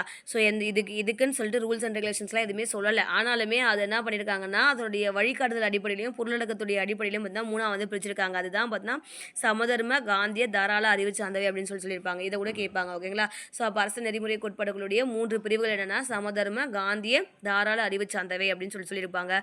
ஸோ இந்த அரசியலமைப்பு நெறிமுறை கோட்பாடுகளை பார்த்தீங்கன்னா வலுக்கட்டாயமாக நீதிமன்றத்தால் செயல்படுத்த முடியாது. இதனால நான் போச்சுங்க ஓகேங்களா. ஸோ இப்போ அடிப்படை உரிமைகளை நீதிமன்றத்தால் பார்த்தீங்கன்னா செயல்படுத்த முடியும். ஆனால் அரசு நெறிமுறைத்துவம் கோட்பாடுகளை அந்த மாதிரி வந்து நீதிமன்றம் வந்து எதுவுமே பண்ண முடியாது. ஆனால் இது வந்து ஒரு நாட்டினுடைய அட்மினிஸ்ட்ரேஷன் நிர்வாகம் நடக்கிறதுக்கு ஒரு அவசியமானதாக வந்து இருக்குது. அதே மாதிரி சமுதாய நலனை மக்கள் கொடுக்கறது இதனுடைய முக்கிய நோக்கமாக இருக்குது ஓகேங்களா. ஸோ அதனால தான் இதை என்ன சொல்கிறாங்கன்னா புதுமையான சிறப்பம்சம் சொல்லிட்டு அம்பேத்கர் வந்து சொல்கிறாரு ஓகேங்களா. ஸோ அரசு நெறிமுறைத்துவம் கோட்பாடுகளை என்னன்னு சொல்கிறாரு புதுமையான சிறப்பம்சம் அப்படின்னு சொல்கிறாரு. இதே மற்றும் ஆன்மான்னு சொல்கிறது எதை சொல்கிறாங்க அப்படின்னா நம்மளுடைய கோர்ட் அதாவது 32 அது 30 ஆர்டிகல் 32 இதயம் மற்றும் ஆன்மா அப்படின்னு சொல்கிறாங்க. அடிப்படை மகா சாசனம் அப்படின்னு சொல்லிட்டு எதை சொல்கிறாங்கன்னா அடிப்படை உரிமைகளை வந்து சொல்கிறாங்க. அதனால ஞாபகம் வச்சுங்க ஓகேங்களா. அது திறவுகோல் அப்படின்னு சொன்னாங்கன்னா முகவுரை. இதெல்லாம் வந்து நீங்கள் ஞாபகம் வச்சுக்கணும். இதெல்லாம் கன்ஃபியூஸ் ஆகும். ஸோ இதெல்லாம் வந்து ஞாபகம் வச்சுக்கணும். ஸோ ஓகேங்களா. ஸோ அடிப்படை உரிமைகளுக்கும் அரசு நெறிமுறைத்துவம் கோட்பாடுகளுக்கும் டிஃபரன்ஸ் இதெல்லாம் பார்த்தீங்கன்னா புரிஞ்சிடும் ஓகேங்களா. ஸோ அடிப்படை உரிமைகளை நம்ம எங்கேருந்து எடுத்தோம் அமெரிக்காவில் தான் எடுத்தோம். இந்தியன் கான்ஸ்டியூஷனே அமெரிக்காவில் தான் எடுத்தோம். ஆனால் இந்த அரசு நெறிமுறை கோட்பாடு மூலமாக தான் அயர்லாந்துலேருந்து எடுத்தோம் ஓகேங்களா. ஸோ இதை நம்ம எப்படி பண்ணலாம்னா அயர்ந்து நம்ம வந்து தூங்கிட்டோம் அப்படின்னு சொன்னால் நெறிமுறைனா நெரிப்பாங்க நம்மளுடைய கருத்தை வந்து நெரிப்பாங்க அப்படின்னு நான் வச்சுங்க ஓகேங்களா. ஸோ நம்ம அயர்ந்து தூங்கிட்டோம் அப்படின்னா நம்மளுடைய கருத்தை வந்து நெரிப்பாங்க அப்படின்னு நான் வச்சுங்க ஓகேங்களா. ஸோ இங்கே 6-5 நான் வச்சுக்கலாம் ஓகேங்களா. ஸோ 6 மணிக்கோ ஈவினிங் வந்து 6 மணி இல்லை 5 மணி வரைக்கும் நம்ம தூங்கிட்டு இருந்தோம் தூங்கிட்டு இருந்தோம்னா நம்மளுடைய கருத்தை வந்து நெரிப்பாங்க அப்படின்ற மாதிரி நான் வச்சுக்கலாம் ஓகேங்களா. ஸோ ஷார்ட்கட் தான். அடுத்தது பார்த்தீங்கன்னா அரசாங்கத்தால் கூட இந்த உரிமையை சுருக்கவோ நீக்கவோ முடியாது. அடிப்படை உரிமைகளை பார்த்தீங்கன்னா அரசாங்கமே நினச்சா கூட அந்த உரிமையை வந்து பண்ண முடியாது, எதுவுமே பண்ண முடியாது. ஆனால் அரசுக்கு வரும் அறிவுறுத்தல் ஒரு அட்வைஸ் பண்ணுறதா மட்டும் தான் பார்த்தீங்கன்னா இந்த நெறிமுறைத்துவம் கோட்பாடுகள் வந்து இருக்குது அப்படின்னு சொல்லியிருக்காங்க ஓகேங்களா. ஸோ அதே மாதிரி நீதிமன்றத்தால் செயல்படுத்த முடியும் அடிப்படை உரிமைகளை நீதிமன்றத்தால் செயல்படுத்த முடியும். ஆனால் அரசு நெறிமுறை கொடுத்தவங்களை கட்டாயப்படுத்தவே முடியாது. நீதிமன்றத்தை வந்து சொல்லலாம், ஆனால் அதை வந்து நீங்கள் கட்டாயமாக இப்படி செஞ்சு தான் ஆகணும்னு சொல்லிட்டு எதையுமே நம்ம வந்து பண்ண முடியாது. நீதிமன்றம் வந்து எதுவுமே பண்ண முடியாது அப்படின்றத வந்து சொல்லியிருக்காங்க ஓகேங்களா. ஸோ அடுத்தது பார்த்தீங்கன்னா சட்ட ஒப்புதல் பெற்றவை ஓகேங்களா. ஃபண்டமெண்டல் ரைட்ஸ் எல்லாமே சட்ட ஒப்புதல் பெற்றவையாக இருக்கும். ஆனால் அரசு நெறிமுறைத்துவம் கோட்பாடுகள் வந்து தார்மீக மற்றும் அரசியல் ஒப்புதல் பெற்றவையாக இருக்கும் அப்படின்னு சொல்லியிருக்காங்க. அதே மாதிரி இது பார்த்தீங்கன்னா ஜனநாயகத்தை வந்து வலுப்படுத்துது ஃபண்டமெண்டல் ரைட்ஸு. இது பார்த்தீங்கன்னா இந்த நெறிமுறைத்துவம் கோட்பாடுகள் சொல்லியிருக்க அந்த கொள்கைகள் வந்து நம்ம செயல்படுத்துகிறோம் அப்படின்னா நம்மளோட சமுதாயம் பொருளாதாரம் ஜனநாயகம் பார்த்தீங்கன்னா உறுதியாகும் அப்படின்றத மட்டும் தான் வந்து சொல்லியிருக்காங்க ஓகேங்களா. ஸோ அடுத்ததாக பார்த்தீங்கன்னா இந்த 21A பார்த்தோம்ல. ஸோ அதோடைய இது வந்து கொடுத்துருப்பாங்க ஓகேங்களா. ஸோ 86வது அரசியலமைப்பு சட்டத்திட்டம் வந்து 2002 வந்து பண்ணியிருப்பாங்க ஓகேங்களா. அதன்படி பார்த்தீங்கன்னா இந்திய அரசியலமைப்பு சட்டப்பிரிவு 45 திருத்தப்பட்டு 21A தொடக்க கல்வி அடிப்படை உரிமையாக சேர்க்கப்பட்டது அப்படின்னு சொல்லியிருப்பாங்க ஓகேங்களா. இது நல்லாவே பார்த்துக்கணும். ஸோ தொடக்க கல்வி 21A தொடக்க கல்வி அடிப்படையாக அடிப்படை உரிமையாக சேர்க்கப்பட்ட அமெண்ட்மெண்ட் எதுன்னு கேட்கலாம். ஸோ அப்போ என்னன்னா 86வது சட்ட திருத்தம் 2002 ஓகேங்களா. அதுக்கு முன்னாடி எங்கே இருந்துச்சு 45 இருந்தது. 45 இருந்தது தான் என்ன பண்ணியிருக்காங்க திருத்தி எடுத்து வந்து 21A கீழே வந்து வச்சிருக்காங்க ஓகேங்களா. ஸோ அது என்னென்னா இது வந்து நம்ம மாநில அரசுகள் என்ன பண்ணுது முன் பருவ மழலையர் கல்வியை வந்து 6 வயசு இருக்கிற குழந்தைகளுக்கு வந்து வழங்கணும் அப்படின்னு சொல்லிட்டு வந்து அறிவுறுத்துது அப்படின்றத வந்து ஞாபகம் வச்சுக்கணும். எத்தனை வயசு இருக்கிற குழந்தைகள் அப்படின்றதையும் நம்ம பார்த்துக்கணும். 6 வயது உள்ள குழந்தைகள் அப்படின்றத வந்து ஞாபகம் வச்சுக்கணும் ஓகேங்களா. என்னது மழலையர் கல்வி வந்து கொடுக்கணும் அப்படின்னு சொல்லிட்டு இந்த 21A வந்து சொல்லுது ஓகேங்களா. ஸோ அடுத்தது பார்த்தீங்கன்னா அடிப்படை கடமைகள். அடுத்தது வந்து அடிப்படை கடமைகள் வந்து கொடுத்துருக்காங்க. ஒவ்வொரு இந்திய குடிமகனுமே அடிப்படை கடமைகள் அப்படின்றத பார்த்தோன்னா நமக்கு என்ன அப்படின்னா ஃபஸ்ட்டு பார்த்தீங்கன்னா இந்திய அரசியலமைப்புடைய அடிப்படை கடமைகளை நம்ம எங்கேருந்து எடுத்தோம்னா ரஷ்யாவிலேருந்து எடுத்தோம் ஓகேங்களா. ஸோ முன்னாள் சோவியத் யூனியன் சொல்லுவாங்க. அதாவது முன்னாள் சோவியத் யூனியன் கொடுப்பாங்க அப்படின்னா ரஷ்யான்றது வந்து இப்போ ரஷ்யா முன்னாடி வந்து சோவியத் யூனியன் சொல்லியிருப்பாங்க ஓகேங்களா. ஸோ இந்த ரஷ்யாவிலேருந்து தான் நம்ம வந்து அடிப்படை கடமையை வந்து நம்ம எடுத்திருக்கோம் அப்படின்னு நான் வச்சுக்கோங்க ஓகேங்களா. ஸோ இதை எப்படி ஷார்ட்கட்டாக நான் வச்சுக்கலாம் நம்ம கடமையை செஞ்சோன்னா நம்ம சுற்றி ரஷ்யா எப்பயுமே இருந்துகிட்டே இருக்கும். நம்ம கடமையை நம்ம கரெக்டாக செஞ்சோம் அப்படின்னா நம்மளை சுற்றி ரஷ்யா இருக்கும் அப்படின்ற மாதிரி நான் வச்சுக்கோங்க ஓகேங்களா. ஸோ இது பார்த்தீங்கன்னா 1976ஆம் ஆண்டு அதாவது 42வது சட்டத்திட்டம் பார்த்தோம்ல அதே ஆண்டு தான் 1976 ஓகேங்களா. ஸோ அதே தான் இங்கேயும் பண்ணியிருப்பாங்க பாருங்கள். 1976ஆம் ஆண்டு சர்தார் ஸ்வரன் சிங் குழு பார்த்தீங்கன்னா அரசியலமைப்பு சட்டத்திட்டம் செய்ய பரிந்துரைத்தது ஓகேங்களா. ஸோ அரசியலமைப்பில் வந்து நம்ம என்ன பண்ணணும் சட்டத்திட்டம் வந்து பண்ணணும் அப்படின்னு சொல்லிட்டு இந்த அடிப்படை கடமைகளை உருவாக்கணும் அப்படின்றத பரிந்துரைத்த குழுவே எதுனா ஸ்வரன் சிங் குழு தான். அதன்படி தான் பார்த்தா 42வது அரசியலமைப்பு சட்டத்திட்டம் படி குடிமக்கள் இந்திய குடிமக்கள்னு சொல்லிட்டு சில பொறுப்புகள் வந்து சேர்க்குறாங்க. அந்த பொறுப்புகள் தான் பின்னாடி என்ன ஆகுதுன்னா அடிப்படை குடிமக்களுடைய அடிப்படை கடமைகளாக இருக்குது. ஓகேங்களா? அப்போ அடிப்படை கடமைகளை இந்திய அரசியலமைப்பில் சேர்த்த குழு எதுனா ஸ்வரன் சிங் குழு. எந்த அரசியலமைப்பு சட்டத்திருத்தம்னா 42வது அரசியலமைப்பு சட்டத்திருத்தம் 1976. ஓகேங்களா? ஸோ இது எல்லாத்தையும் எடுத்து வந்து எங்கே வச்சாங்க அப்படின்னா பகுதி 4A அப்படின்றது, அந்த பகுதி 4A அப்படின்றது எல்லாத்தையும் வச்சாங்க. ஆர்டிகல் பார்த்தீங்கன்னா 51A அப்படின்னு சொல்லியிருக்காங்க. அப்போ அடிப்படை கடமைகளை பற்றி சொல்கிறது என்னது 4A ஆர்டிகல் 51A. ஓகேங்களா? ஸோ இது ரெண்டுத்துமே வந்து புதுசாக தான் இதை வந்து சேர்த்துச்சு. ஓகேங்களா? மொத்தம் 11 அடிப்படை கடமைகளை வந்து கொண்டது. மொத்தமாக இந்திய குடிமக்கள் எல்லாருக்குமே நமக்கு எத்தனை இருக்குதுன்னா 11 அடிப்படை கடமைகள் வந்து இருக்குது அப்படின்றது ஞாபகம் வச்சுக்கணும். இந்த அடிப்படை கடமைகளையும் பார்த்தீங்கன்னா நம்ம வந்து கண்டிப்பாக ஆர்டர் வைஸ் வந்து ஞாபகம் வச்சுக்கணும். ஓகேங்களா? ஸோ ஏன்னா ஆர்டிகல்ஸ் வச்சு கேட்பாங்க. இந்த ஆன்றது வந்து ஏபிசி அப்படின்னு சொல்லிட்டு கொடுப்பாங்க. ஓகேங்களா? ஸோ இப்போ ஏபிசி அப்படின்ற மாதிரி கொடுப்பாங்க. இல்லை 1 2 3 கூட வச்சு கொடுப்பாங்க. எப்படி வேணால் கொடுப்பாங்கன்னா ஆர்டரை ஞாபகம் வச்சுக்கணும். ஓகேங்களா? ஸோ ஃபஸ்ட்டு என்ன கொடுத்துருக்காங்க அப்படின்னா ஒவ்வொரு இந்திய குடிமகளும் அரசியலமைப்பு, அதன் கொள்கைகள், நிறுவனங்கள், தேசிய கொடி மற்றும் தேசிய கீதம் ஆகியவற்றை மதித்து. ஓகேங்களா? ஃபஸ்ட்டு எப்பயுமே நம்ம அடிப்படை கடமைகள் அப்படின்னா நமக்கு தெரியும். ஃபஸ்ட்டு என்ன பண்ணணும்னா நம்ம தேசிய கொடி தேசிய கீதத்துக்கு என்ன பண்ணிடணும், மரியாதை வந்து செலுத்திடணும். ஓகேங்களா? ஸோ இது வந்து ஃபஸ்ட்டு கடமை. அடுத்தது பார்த்திங்கன்னா அந்த இப்போது தேசிய கொடி தேசிய கீதத்துக்கு வந்து நம்ம மதிப்பு செலுத்திட்டோம் அப்படின்னா அதுக்கப்புறம் அந்த சுதந்திரப்படுறதுக்கு தூண்டுகோலாக இருந்தால் அந்த நோக்கங்களை வந்து போற்றி வளர்க்கணும் அப்படின்னு சொல்லியிருக்காங்க. இது வந்து செகண்ட். ஓகேங்களா? தேர்ட் என்னதுன்னா இந்தியாவின் இறையாண்மை, ஒற்றுமை, ஒருமைப்பாடு இவற்றை பேணி பாதுகாக்கணும் அப்படின்னு சொல்லியிருக்காங்க. ஓகேங்களா? இது வந்து 3வது. ஓகேங்களா? அப்போ ஃபஸ்ட்டு என்ன பண்ணுறோம், ஒரு இந்திய குடிமகனாக இருக்கிற நாம் என்ன பண்ணுவோம், ஃபஸ்ட்டு தேசிய கொடி தேசிய அதுக்கு வந்து மதிப்பு செலுத்துகிறோம். அதுக்கப்புறம் அதனோட நோக்கங்களை பாதுகாக்க போகிறோம். அதுக்கப்புறம் ஒருமைப்பாடு இதெல்லாம் வந்து நம்ம என்ன பண்ண ஒற்றுமையோடு இருக்க போகிறோம். ஓகேங்களா? அடுத்தது 4. ஓகேங்களா? இது வந்து 4 1 2 3 பார்த்தாச்சு. இது 4th. ஓகேங்களா? 4th 4 அப்படின்னு நான் பூச்சுக்கோங்க. ஓகேங்களா? நான் வந்து 1 2 3 தான் ஷார்ட்கட் வந்து சொல்லுவேன். நீங்கள் இதை வந்து ஏபிசிடி போட்டுக்கலாம், இல்லை AIE போட்டுக்கலாம். எப்படி கேட்டாலும் நீங்கள் வந்து எக்ஸாமில் வந்து அப்ளை பண்ணணும். ஓகேங்களா? ஸோ இப்போ 4 நான் வச்சுக்கலாம். ஓகேங்களா? சரி, தேச பாதுகாப்பிற்காக தேவைப்படும் போது தேச பணியாற்ற தயாரித்தல். ஸோ 4 அப்படின்னா நாளும் அப்படின்னு நான் வச்சுக்கோங்க. நாளும்னா தினமும் அப்படின்னு நான் வச்சுக்கலாம். ஓகேங்களா? ஸோ நம்ம தேச பணியாற்ற நாளுமே நம்ம எப்படி இருக்கணும், தயாராக இருக்கணும் அப்படின்றத நான் வச்சுக்கணும். தேச பணியாற்ற நாளும் தயாராக இருக்கணும் அப்படின்றத வந்து ஷார்ட்கட்டாக நான் வச்சுக்கோங்க. நாளும்னா 4. அப்போ 4வது பாயிண்ட் என்னது, நமக்கு தேச பணியாற்ற தயாராக இருக்கணும் அப்படின்னு சொல்கிறாங்க. அது ஸோ அடுத்தது 5வது பாயிண்ட் பார்த்தீங்கன்னா சமய, மொழி, வட்டார பகுதி சார்ந்த வேறுபாடுகளை மறந்து பெண்களை தரக்குறைவாக நடத்தும் பழக்கத்தை நேராகுது, பெண்களின் கண்ணியத்தை காக்கும். ஸோ மொத்தமே இங்கே என்னென்ன கொடுத்துருக்காங்க, பெண்கள் தானே கொடுத்துருக்காங்க. அப்போ 5னா அஞ்சலி நான் போச்சுக்கலாம். அஞ்சலி அப்படின்னா 5. ஓகேங்களா? 5ன்ற இடத்துலலாம் அஞ்சலி ஷார்ட்கட் நான் போச்சுங்க. அப்போ அஞ்சலினாலே பெண்கள். அப்போ பெண்கள் அஞ்சலி நம்ம என்ன பண்ணக்கூடாது, எந்த ஒரு தரகழாவும் நடத்தக்கூடாது. எல்லாமே பெண்கள் ரிலேட்டடாக வருது. ஓகேங்களா? அப்போ 5னா அந்த பெண்கள் ரிலேட்டடாக அஞ்சலியும் வருது. அடுத்தது நமது உயர்ந்த பாரம்பரிய கலப்பு கலாச்சாரத்தை மதித்து பாதுகாத்தல் அப்படின்னா இது வந்து 6வது பாயிண்ட். 6 அப்படின்னா அறுசுவை உணவு நான் வச்சுக்கோங்க. ஓகேங்களா? ஸோ நம்மளுடைய கலாச்சாரமே அது அறுசுவை உணவு தான். அறுசுவை உணவு வந்து போடணும். ஓகேங்களா? அதுதான் நம்மளுடைய பாரம்பரிய கலாச்சாரம் அப்படின்றது நான் வச்சுக்கலாம். அடுத்தது பார்த்தீங்கன்னா 7th பாயிண்ட் 7 அப்படின்றது வந்து 7 நான் வச்சுக்கலாம். காடு, ஏரிகள், ஆறுகள், வனவிலங்குகள் மற்றும் உயிரினங்கள் அடங்கிய இயற்கை சுற்றுச்சூழலை பாதுகாத்து வாழும் சூழலை மேம்படுத்துதல் சொல்லியிருக்காங்க. சுற்றுச்சூழலை பாதுகாக்கிறது இன்றைக்கி பார்த்தீங்கன்னா ஒரு பெரிய 7 இருக்குது. ஓகேங்களா? அப்போ 7 சுற்றுச்சூழலை பாதுகாத்து 7 இருக்குது அப்படின்றத நான் வச்சுங்க. அதுக்கப்புறம் 8வது பாயிண்ட் பார்த்தீங்கன்னா அறிவியல் கோட்பாடு, மனிதநேயம், ஆராய்ச்சி மனப்பான்மை மற்றும் சித்தம் ஆகியவற்றை வளர்த்தல் சொல்லுவாங்க. இங்கே பாருங்க, இப்போ வந்து மனிதநேயம், இந்த ஆராய்ச்சி மனப்பான்மைலாம் 8வது ஒன்றா இருக்குது. ஓகேங்களா? 8வது 1 அப்படின்னா 8 அப்படின்னு வச்சுக்கோங்க. ஓகேங்களா? 8வதாக இருக்குது அப்படின்னு வச்சுக்கலாம். இப்போ மனிதநேயம்லாம் எங்கெங்க பார்க்க முடியுது, 8வது தானே போயிட்டு இருக்கு. ஸோ அதை வச்சு நான் வச்சுக்கலாம். அடுத்தது வன்முறையை கைவிட்டு பொது சொத்துக்களை பாதுகாத்தல் அப்படின்னு சொல்லியிருக்காங்க. 9வது பாயிண்ட். ஸோ 9 அப்படின்னா 9 அப்படின்னு வச்சுக்கணும். ஓகேங்களா? ஸோ சொத்துனாலே எல்லாரும் என்ன பண்ணுவாங்க, 9 தான் வருவாங்க. அப்போ சொத்துனாலே என்ன பண்ணும், பொது சொத்து அப்படின்னாலே 9 வந்துருவாங்க. ஓகேங்களா?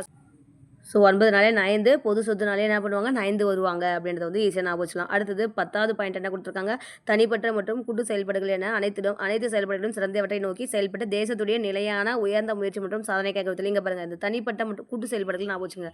10 அப்படின்னாலே 2 கையும் கூட்டினா தான் நமக்கு என்ன வரும், 2 கையில் இருக்கிற விரலையும் கூட்டினா தான் நமக்கு என்ன வரும், 10ன்றது வரும். அப்போ கூட்டு செயல்பாடுகளாலே 10. ஓகேங்களா?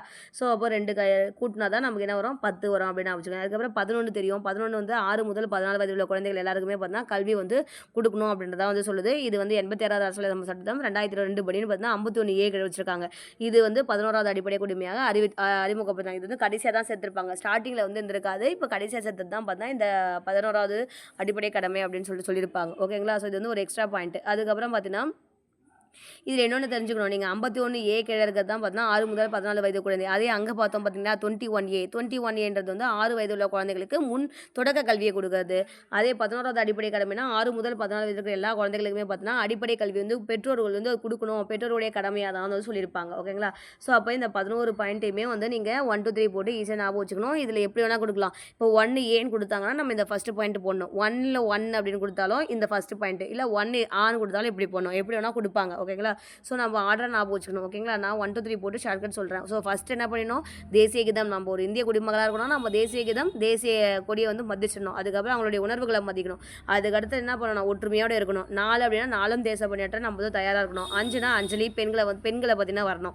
6னா அறுசுவை உணவு தான் நம்மளுடைய கலாச்சாரம். 7னா சுற்றுச்சூழலை பாதுகாத்து 7 இருக்குது. ஓகேங்களா. ஸோ நீங்கள் மனிதநேயெல்லாம் எட்டாமல் போச்சு அப்படின்னா 8, பொது சொத்துனாலே 9 வந்துருவாங்க, அதுனா 9, 10 நாளே 2 வரலையும் கூட்டினா தான் நமக்கு 10. அப்போ கூட்டு செயல்பாடுகள் மூலிமா நம்ம என்ன பண்ணணும், தேசத்துக்காக உழைக்கணும் அப்படின்னு தான் வச்சுக்கோங்க. 11 வந்து அடிப்படை கல்வி 6 to 14 வயசு குழந்தைகளுக்கு. ஓகேங்களா. ஸோ இது ஈஸியாக முடிஞ்சிச்சு அடிப்படை கடமைகள். ஸோ அது இதோடைய கண்டினியூஷன் நெக்ஸ்ட் பார்ட்டில் வந்து பார்க்கலாம். சரி, ஓகே. இந்த வீடியோ உங்களுக்கு பிடிச்சிருந்துச்சுன்னா நம்ம சேனலை சப்ஸ்கிரைப் பண்ணிக்கோங்க. இந்த வீடியோ உங்கள் ஃப்ரெண்ட்ஸுக்கு ஷேர் பண்ணுங்கள். Thank you friends.